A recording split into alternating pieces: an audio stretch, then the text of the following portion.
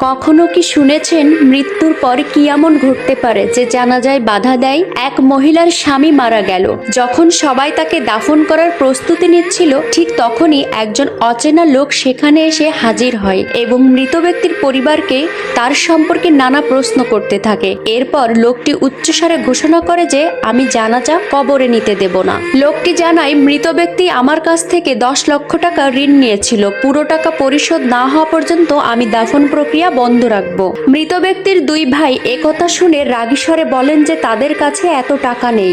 এই পরিস্থিতিতে মৃত ব্যক্তির স্ত্রী ঘরের ভেতরে যান এবং নিজের সব জমানো গয়না নিয়ে আসেন। কাঁদতে কাঁদতে তিনি লোকটিকে অনুরোধ করেন, গয়নাগুলো নিয়ে আমার স্বামীকে ক্ষমা করো এবং দয়া করে দাফন করতে দাও। মহিলার এই কথা শুনে লোকটি কয়েক মুহূর্ত চুপ করে থাকেন। এরপর সে আসল সত্য প্রকাশ করে বলে, সত্য কথা হলো তোমার স্বামী আমার কাছ থেকে টাকা নেয়নি, বরং আমরাই তার কাছ থেকে টাকা ধার নিয়েছিলাম। আমি শুধু এটা দেখতে চেয়েছিলাম যে এই টাকার প্রকৃত মালিক আসলে কে। বন্ধুরা, এই গল্পটি যদি আপনাদের কাছে ভালো লেগে থাকে তাহলে আরো নতুন নতুন গল্প পেতে চ্যানেলটি সাবস্ক্রাইব করে রাখবেন।